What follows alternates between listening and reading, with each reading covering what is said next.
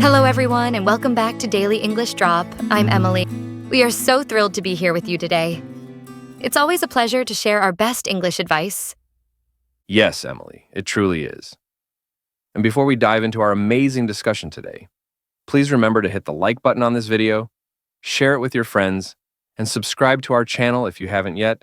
It makes a huge difference to us. Absolutely.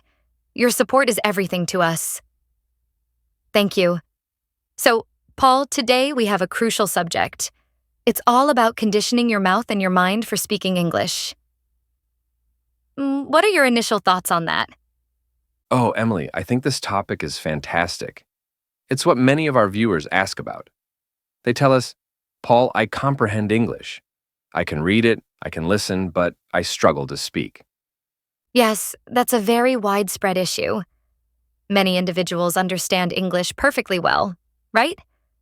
They know countless words, they follow movies and music, but when it's their turn to speak, it feels impossible.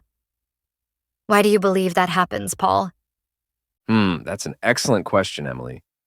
I believe it's because they neglect to train their mouth. It's comparable to learning to drive a car only from a manual, but never actually getting behind the wheel. Your brain has the knowledge, but your body lacks the practical experience. That's right. It's like your mind knows the answer, but your mouth refuses to say it. It might feel frozen, perhaps. Frozen, or maybe timid, or simply sluggish. Our mouths are accustomed to articulating our native language, correct? So, speaking English demands specific physical drills. That's a brilliant observation, Paul. Our mouths are, in a sense, muscles. Not like biceps, but they still require conditioning. Yes, precisely like visiting the gym. Consider this. If you desire powerful arms, you go to the gym and lift weights, right? You don't just think about lifting weights, you actively do it. That is a great analogy. And you don't visit the gym one time and suddenly have large muscles, do you? It requires consistent and regular practice. Exactly. The same principle applies to your mouth muscles when you speak English. You need to train them to produce the sounds, to make the words flow smoothly. When you begin, it might feel awkward, a bit stiff, but with practice, it becomes easy. So if someone knows a lot of vocabulary but can't speak, it's not because they aren't intelligent, right? It's because their mouth simply hasn't had enough repetition. It's almost a physical barrier. It is.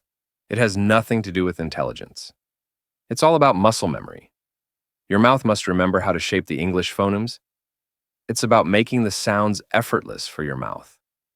Wow, that makes so much sense. So, what's the best way to kick off this mouth training, Paul? Do you have any special techniques? Oh, absolutely, Emily. One of my favorite techniques, and an incredibly effective one, is called shadowing. Have you encountered it? Shadowing. I think I know what you mean. Is it like tracking a shadow? Yes. In a way, you become a shadow of the speaker. Here's how it works. You listen to someone speaking English, perhaps on a podcast or a video, and then you repeat exactly what they say, almost simultaneously or immediately afterward. Ah, I understand. So, you listen and repeat, much like an echo. Exactly. You try to mimic their pronunciation, their intonation, their rhythm. You're like an actor attempting to sound exactly like the person speaking. You don't just say the words, you try to embody them too. That honestly sounds quite enjoyable. So, I play a video, and if someone says, "Hello, how are you today?" I say, "Hello, how are you today?" right after them, trying to replicate their sound. Yes. And the critical thing is to not pause. Even if you don't grasp every single word, just continue mimicking the sounds. The purpose is to get your mouth accustomed to generating those English sounds and patterns. Wow, that's a brilliant concept. And it enhances both listening and speaking simultaneously. You're listening intently to repeat, and you're speaking out loud. Precisely.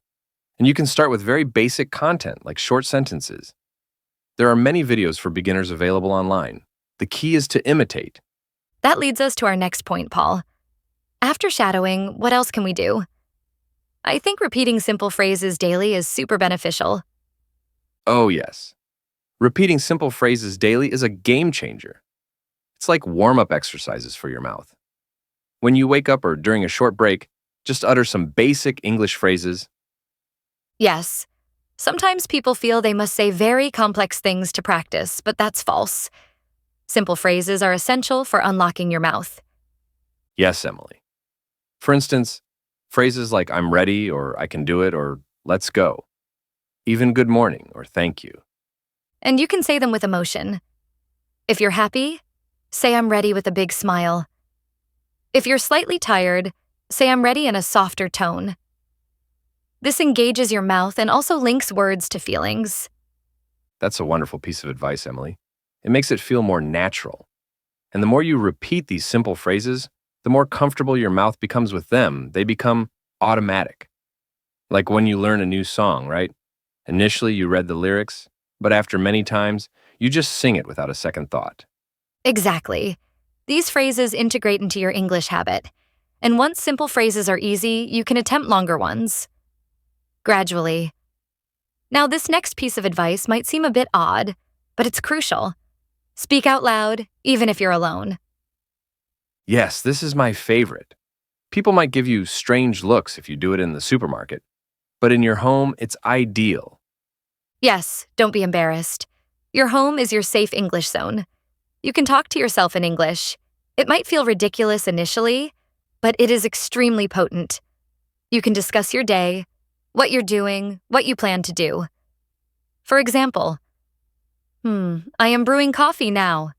It smells great. I need a cup. Or I must tidy the house today. First, I will clean the kitchen, then the bedroom.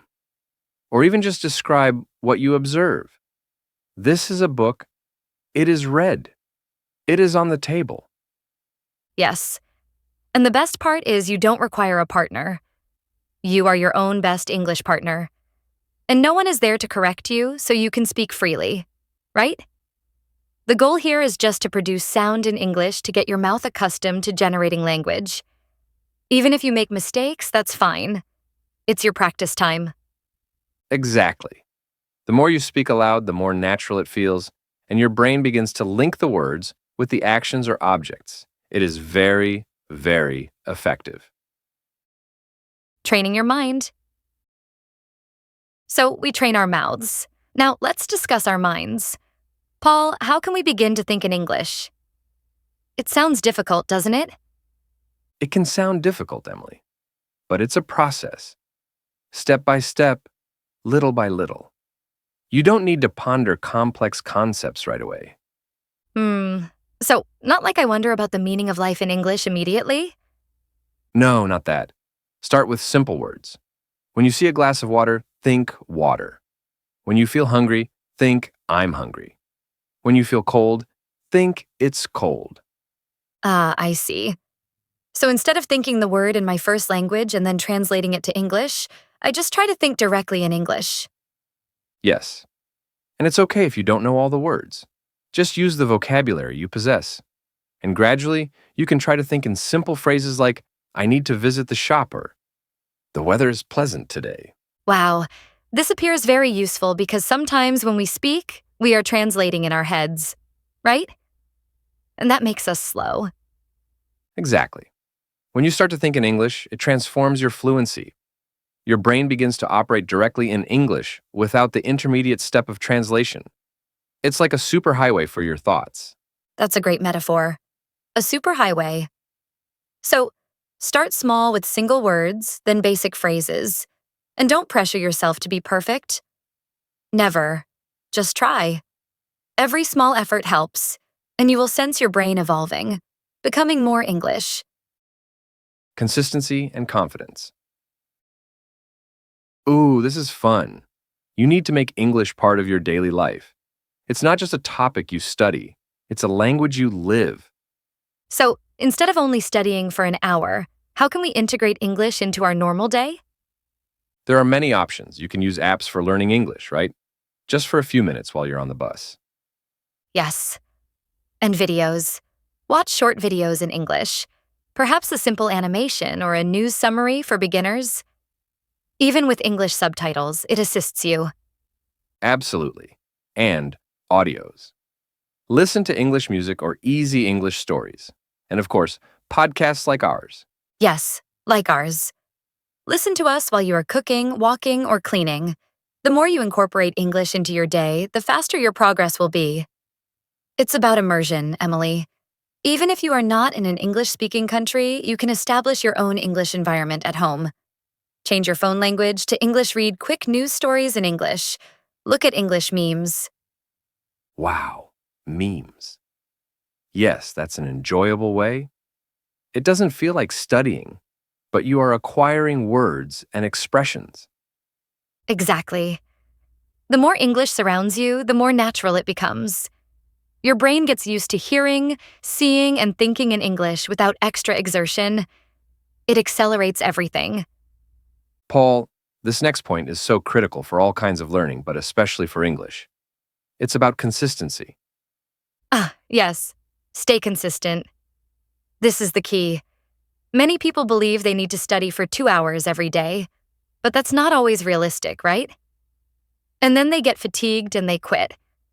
But what if we do just a little bit every day? That's the secret. 5 minutes a day is powerful. Seriously, training every day, even for a brief time, is much, much better than studying intensely only once in a while. Yes, it's like the gym example again. Going to the gym for 5 minutes daily will make you stronger than going for 5 hours once a month. Exactly. Small, regular efforts establish habits, and habits build skills. Your mouth remembers the sounds, your brain keeps thinking in English. It's a continuous process. And it feels less like a monumental task, right? Oh, I only need to do 5 minutes of English today. And sometimes those 5 minutes extend into 10 or 15 because you start enjoying it. That happens constantly. The point is to not break the chain. Every day, a little bit of English. It builds momentum. It builds confidence. And it tells your brain English is important. We do it every day. Now, this is a beautiful and very important point, Emily, for our confidence. It's about celebrating your voice. Oh, I love this one, Paul. It's so true. Your voice in English is important. It's your voice. Yes. Many people wait to start speaking until they believe they are perfect. They think, my English is inadequate. My accent is bad. I will wait.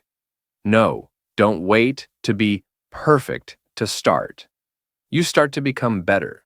Your voice, with your unique accent and manner of speaking, is part of who you are. Exactly. Be proud of your voice. When you speak English, you are communicating, and that is what matters most. Don't worry about being flawless. Worry about being understood. And being understood is simple, even with a slight accent. Yes, embrace your accent. It reveals where you come from, and it's distinctive. The objective is clear communication, not sounding like a native speaker from a specific country. And when you celebrate your voice, you feel more confident. You feel good about speaking. And when you feel good, you speak more. It's a wonderful cycle. It truly is. So the next time you speak English, whether it's to yourself or a friend, just smile and say, "This is my voice. I am speaking English." The ultimate hook. Emily, this final point connects everything we discussed today, and it is very powerful. It's your brain will follow your mouth. Wow, Emily, that's a profound thought. Can you elaborate? Yes, often we assume we need to know everything perfectly in our heads before we can speak, but it's the reverse. So, you mean when you speak, your brain actually learns faster? Yes, exactly. When you use your mouth to form words, to make sounds, to construct sentences, your brain is operating in a very active way. It is not just receiving information, it is producing it. Ah, I see. So, the act of speaking is a powerful learning tool in itself. It's not just showcasing what you know, it's helping you know more. Precisely. Fluency is generated through practice. It's not born solely from reading a book or listening to a podcast. Those are vital, yes, but the speaking component makes it real for your brain. So, by compelling your mouth to speak, even if it feels challenging at first, your brain rapidly catches up and begins forming connections. It's like, oh, we are doing this. I need to assist. Yes, it's like your brain is saying, okay, mouth, you're speaking English. I need to supply you with the words, the grammar, the correct articulation quickly. It forges a strong link between sound, meaning, and action. Wow, that is very encouraging. So, don't wait for your brain to be perfect. Start speaking, and your brain will get there faster. Yes, exactly. The more you speak, the more instinctive it becomes, and the more your brain adjusts to thinking and communicating directly in English. It's a beautiful journey. Well, Paul, this has been such an inspiring episode. I hope everyone learned a lot about training their mouth and mind. Me too, Emily. It's all about practice and consistency. You can achieve it. Yes, you can. And remember, everyone, please subscribe to Daily English Drop if you haven't yet. And share this episode with your friends who are studying English. It can help them immensely. And also, leave us a comment below. Tell us what is one simple English phrase you will start repeating daily. We are eager to know. Yes, we love reading your comments. Thank you so much for joining us today. See you next time on Daily English Drop. Bye-bye, everyone. Keep practicing.